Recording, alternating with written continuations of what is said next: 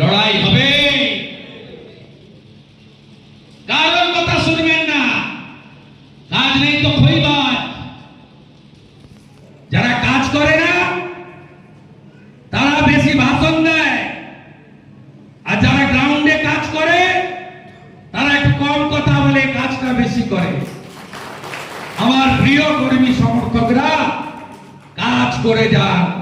এ লড়াই বাঁচার লড়াই। বাংলাদেশে হিন্দু শূন্য হয়ে গেছে। আমরা আর ঘরে ঘরে হরগোবিন্দ দাস, চন্দন দাস চাই না।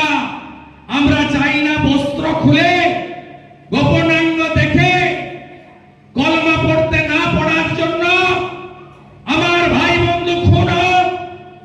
আমরা চাই না। তাই এই শহীদদের সামনে রেখে শপথ হোক, বদলও হবে, বদলাও হবে, সুদে আসলে হিসাবও নেব। তাই বিজেপিকে সরকারে আনতে হবে। জয় শ্রীরাম।